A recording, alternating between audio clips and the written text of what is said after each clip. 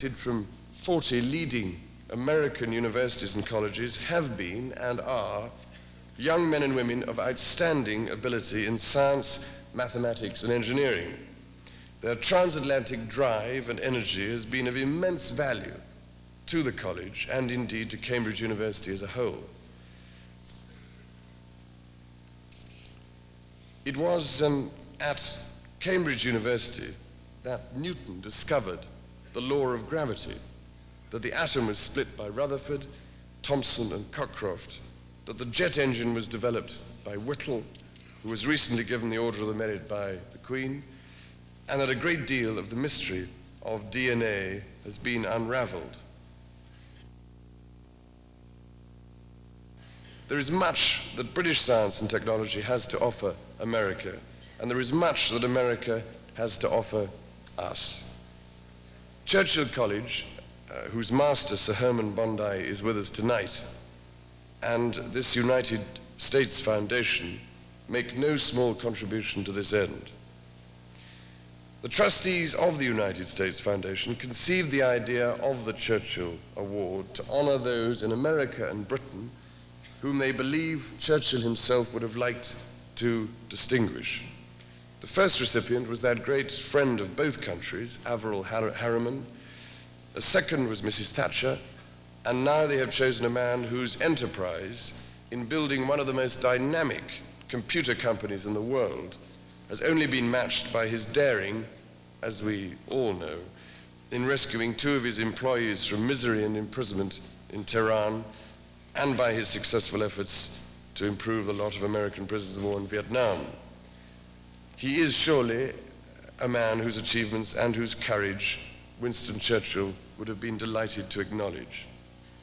Since then, he has personally spearheaded a national commission to counter the spread of drug abuse, and here in Texas has with equal energy taken up the cause of improving educational standards.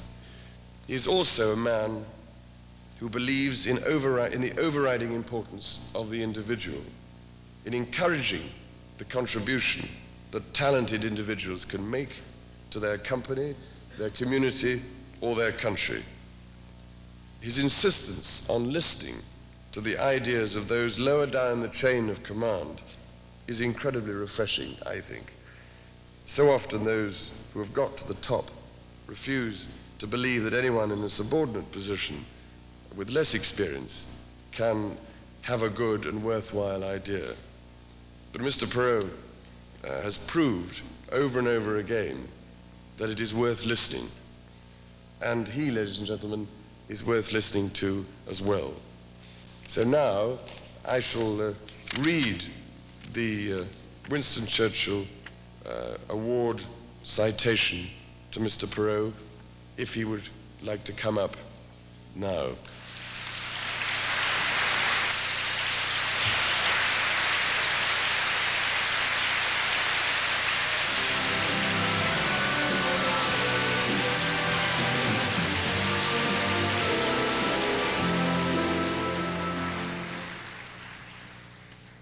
In recognition of your extraordinary accomplishments in the world of business, the product of your bold imagination, pioneering spirit, and dynamic leadership, in appreciation of your exceptional devotion to city, state, and nation, the expression of your deep-rooted patriotism, your sense of service to your fellow man, and your commitment to the ideals of freedom and justice which comprise the heritage of Western civilization, in admiration of your personal courage, loyalty, and perseverance, your invariable preference for principle over expediency, and your unparalleled generosity, attributes which exemplify the spirit of that illustrious man in whose name we pay this tribute. Mr. Perot, it gives me enormous pleasure to present you with the Churchill Award.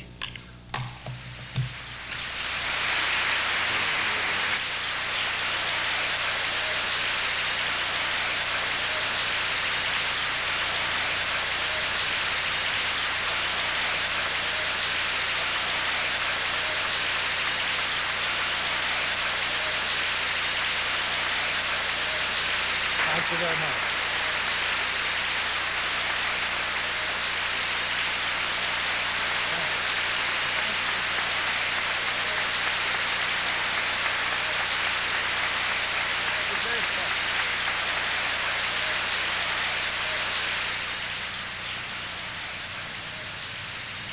Thank you very much.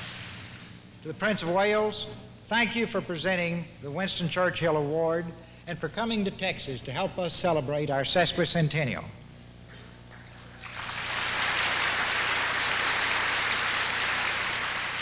To President and Mrs. Reagan, thank you for serving as the honorary chairman for this dinner.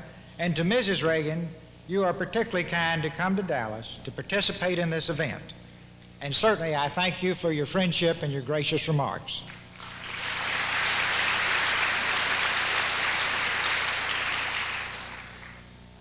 I don't have adequate words to express thanks to Carl and Lanier Timmerling for this beautiful party.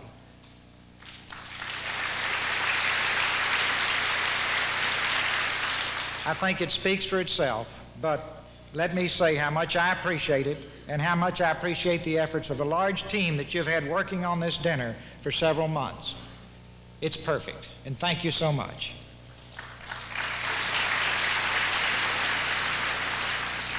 To John Loeb and the trustees of the Winston Churchill Foundation, thank you for choosing me as the recipient for this award. And you will bear a special burden over the years in trying to explain to people why you did it.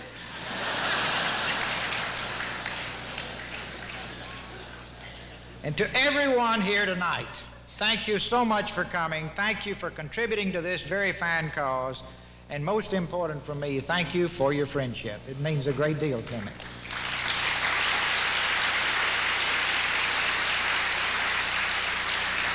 We've had an evening of great entertainment from our Dallas Symphony, and I want to thank each of you personally and tell you I can hardly wait to hear you in an acoustically perfect hall, and it's on the way now.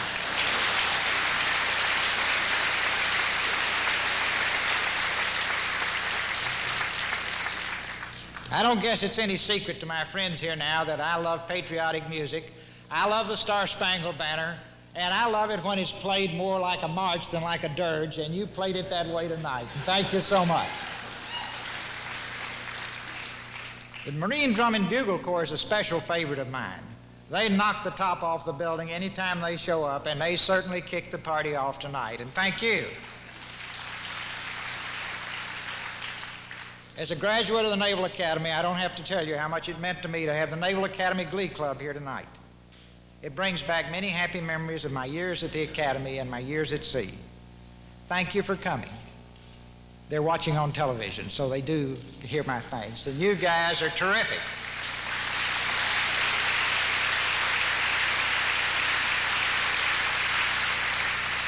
Superintendent and the Commandant are here tonight. And the good news is they've really improved the quality since I was there at the Naval Academy. There's no question. I could not have made it through the door. The fellows really look a whole lot better than the group that went through with me. I enjoyed all the music, but I suggest that the song that should have impacted us all the most is that there will always be an England, because that applies to all countries in the world who are free.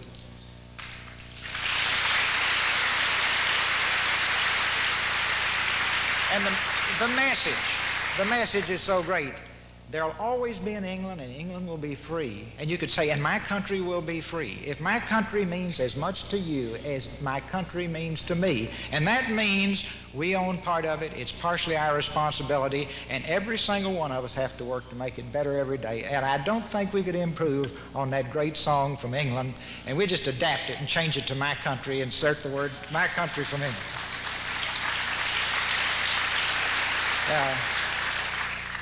How can I adequately express my thanks to Leontine Price? What an incredible talent, what a special treat, and a great surprise for this evening. That is one thing you don't know, and I've got several friends in heaven that I hope are looking down tonight. One of them is Chappie James. Chappie James and Leontine Price's brother were friends. Chappie was one of the original Tuskegee Airmen. Black men were not allowed to fly airplanes. Eleanor Roosevelt came to Tuskegee. Chappie was one of the outstanding people. She met him, and she says, "What do you want to do, young man?" He says, "I want to be a pilot in the Air Force." And she says, "Well, I'll bet you will." And he says, "No, ma'am, I won't, because black men aren't allowed to fly." And she says, "Well, I have a special relationship with the commander-in-chief." She says, "Now, I don't know what I can do about that, but I'll look into it." And guess who was the first black man in the cockpit? Chappie James.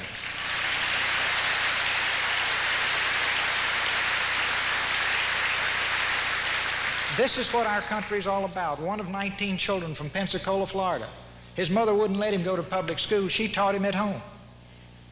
And Chappie became the first black four-star general in our country's history. Now that's what our country is all about. And Ms. Price, there's no way I can ever adequately thank you for coming tonight, but I'll pledge you this, that I will redouble and renew my efforts to make sure that every single child in this state has an opportunity to realize his or her full potential, because you and your brothers certainly did.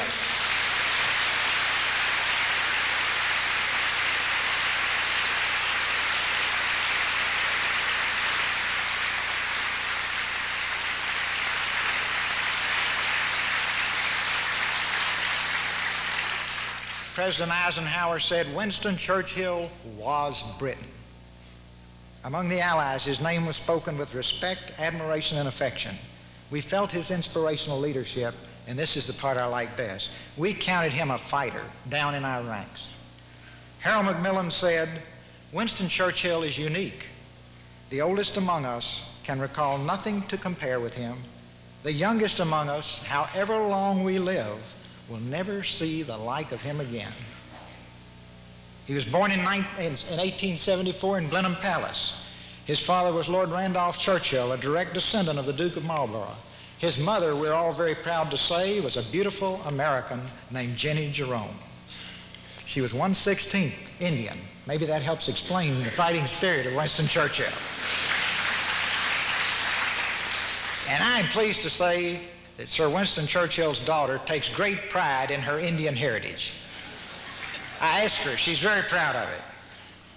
Churchill adored his mother. He said, "She seemed like a fairy princess. She shone for me like the evening star. I loved her dearly."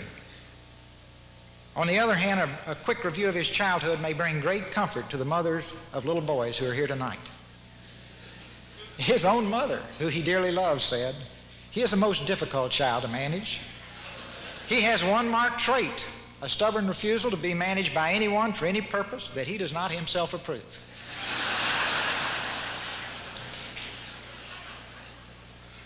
All of you have tried to get your little boys to go to dancing class. His dancing teacher said he was the naughtiest small boy in the world. He entered Sandhurst, the British Military Academy. He blossomed at Sandhurst and graduated near the top of his class. He had a keen appetite for adventure and participated in the last great cavalry charge against the Dervish warriors. At 25, he became a war correspondent, went out to cover the Boer War, and was captured. I think Winston Churchill would like the Sunshine Boys. That's the EDS rescue team, because he didn't stay in jail very long.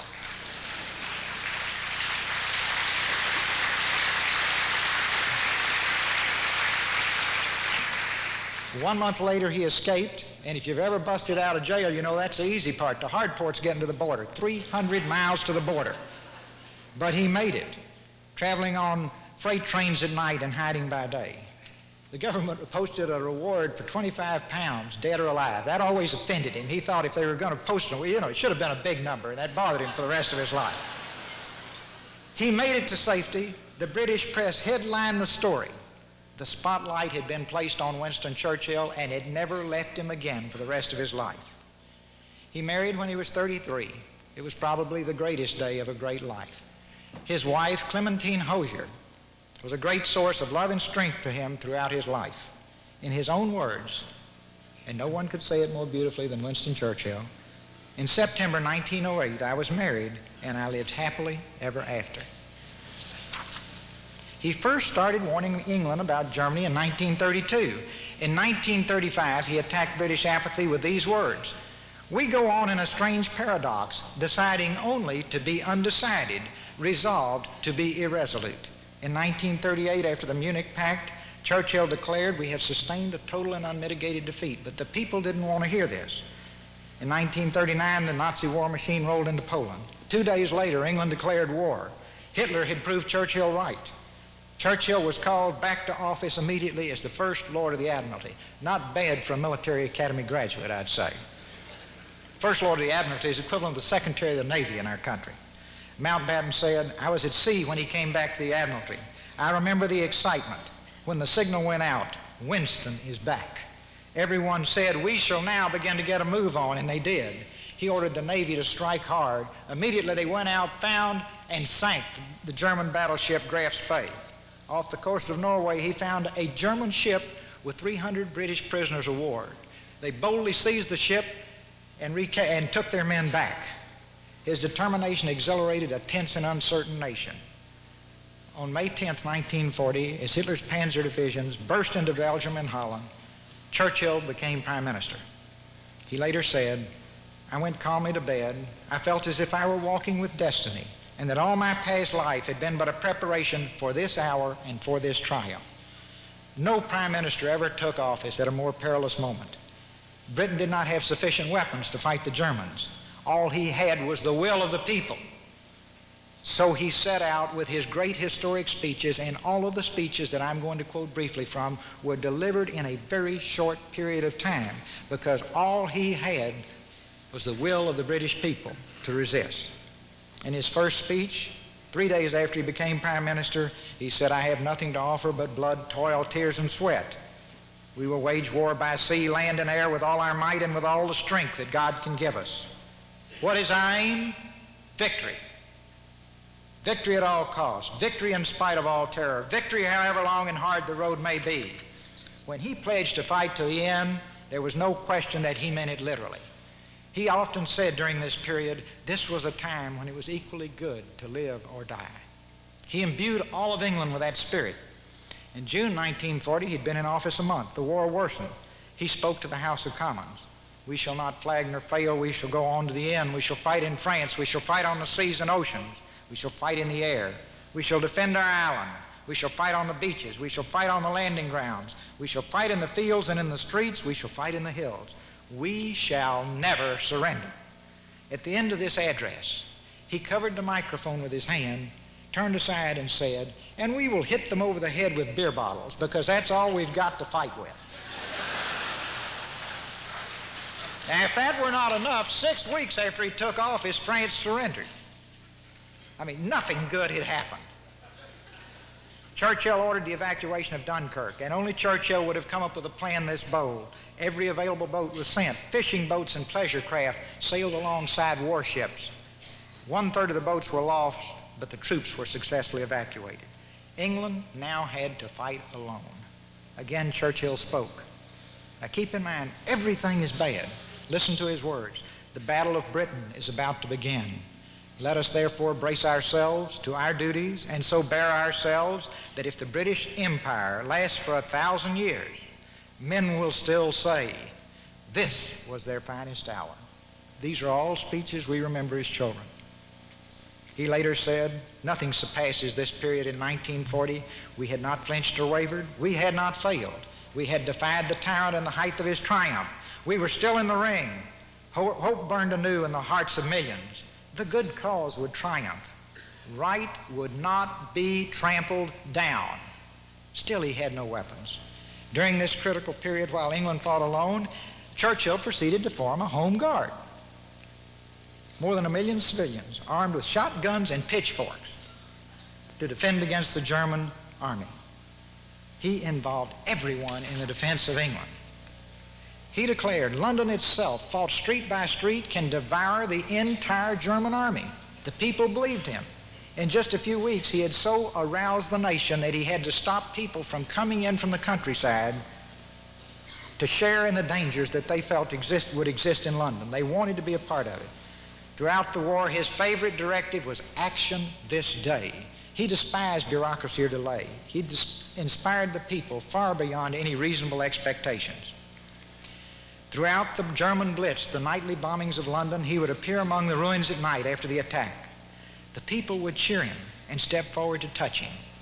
On more than one occasion during these visits, he wept openly. One old lady said, "You see, he really cares. He's crying." And of course, he did really care. In the middle of all this, he was asked if England should move its art and other treasures to Canada for safekeeping, a very rational request. Churchill angrily replied, "No, we're going to beat them." And that message went out all through England. His daughter, Lady Soames, who's with us tonight, manned an anti-aircraft battery during the Blitz. And a great part of Sir Winston Churchill was his humanness. Like all the proud fathers of daughters here tonight, he would take an array of dignitaries down to her anti-aircraft gun during the air raids and let them watch his daughter in action, much to her chagrin, I might add. Now, so if ever there was a chip off the old block, it's Lady Soames. She's here with us tonight, and we can't recognize Sir Winston Churchill, but I know he would be enormously pleased if you would stand and let us recognize you. Please stand up. Could we have a spotlight?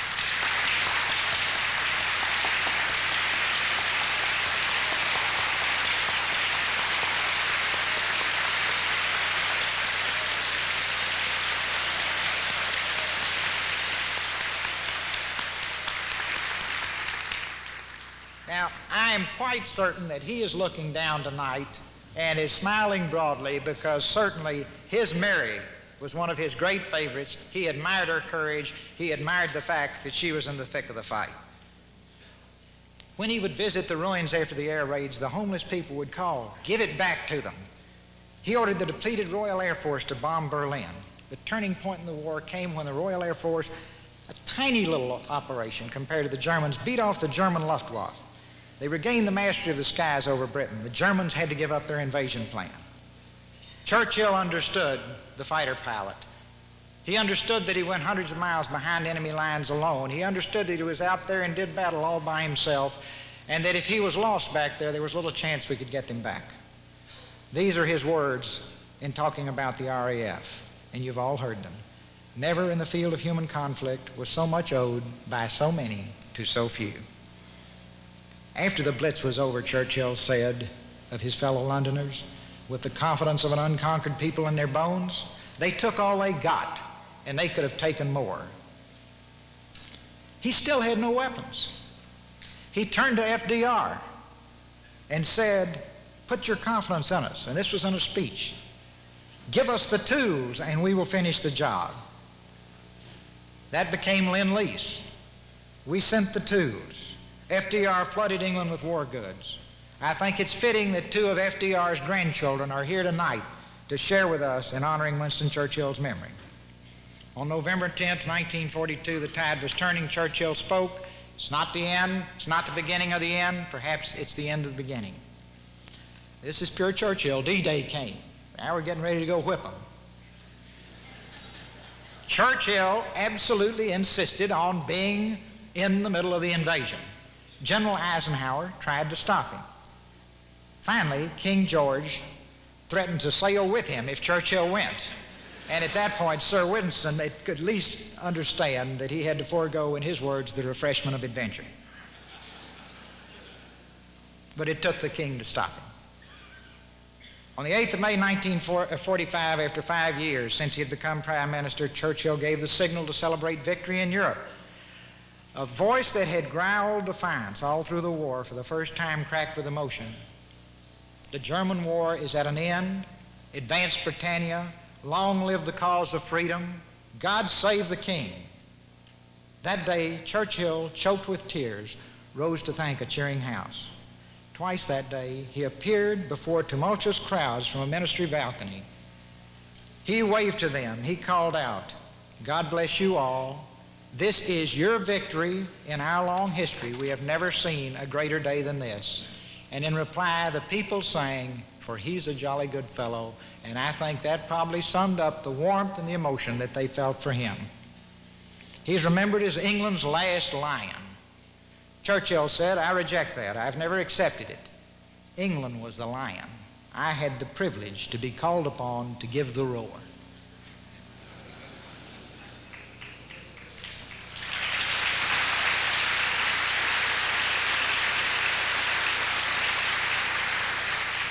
With great pride, our country made him an honorary citizen in 1963. Winston Churchill died in 1965. His daughter, the anti-aircraft gunner, requested that the Battle Hymn of the Republic, a Winston Churchill favorite, be played at his funeral, and I think that music tonight had a special meaning for you. And I'm sure it did to Sir Winston as he looks down on this crowd tonight. Now, it's not uncommon to sound taps at the funeral of a great figure, but at Sir Winston's funeral, reveille was also played. It was time to get up and start a new day. There was no question in his mind that he was going to heaven. On death, he said, "I'm ready to meet my Maker. But whether or not my Maker is prepared for the great ordeal of meeting me is another matter."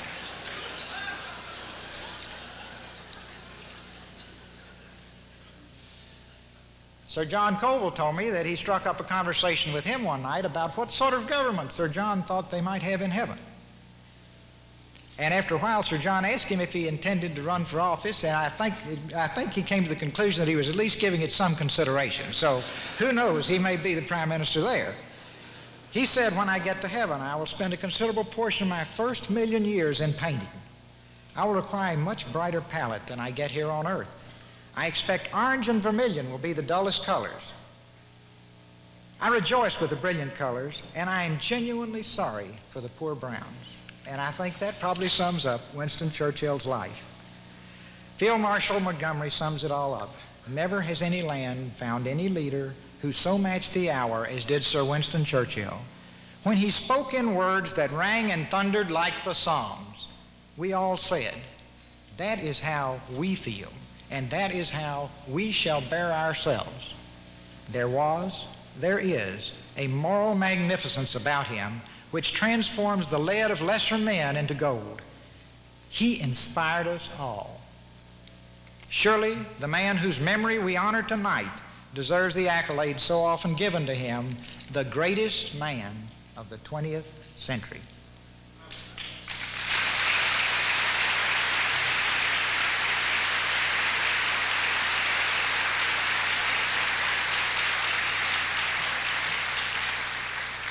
It's been a great evening. I've enjoyed every minute. I hope that you have too. For 30 years, I've been asked the same question again and again, and that is, why did Margot marry me? But in recent months, that question has been replaced by a new question, and that is, why in the world are they giving you the Winston Churchill Award? And there are a number of my friends who said, if what we paid for a ticket, Ross, we deserve an answer. Now, Winston Churchill was an extraordinary man. I am a very ordinary man. I am not in the same league as Averell Harriman or Prime Minister Thatcher. An interviewer pointed out to me recently that Churchill considered himself a lion and asked me if I considered myself a lion. And I replied, "Oh, no, I never thought about it." And he said, "Well, did you ever consider yourself as anything?" I thought for a minute, and I said, "Well, I wanted to be a beautiful pearl." But I looked in the mirror and decided that wasn't in the cards. And then I said, "Oh, well, maybe I can be an oyster because the oyster makes the beautiful pearl." And that never did work out either. Now, unfortunately, my lot in life is that of the grain of sand that irritates the oyster.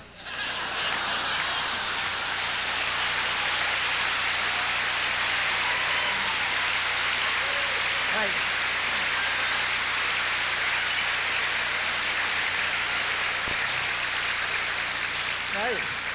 You all don't have to be that enthusiastic about that. Now, tonight, I feel like Cinderella. I didn't expect to be at this party with the prince, but here I am. Fritz is getting a little nervous. He's glad there's not a dance, I'll tell you that. But here I am, and I'm going to enjoy every minute. Because at midnight, like Cinderella's carriage, I will certainly turn back into a grain of sand, not even a pumpkin. With that thought, I ask you to humor me for just a moment while I explain to you why I am receiving the Winston Churchill Award.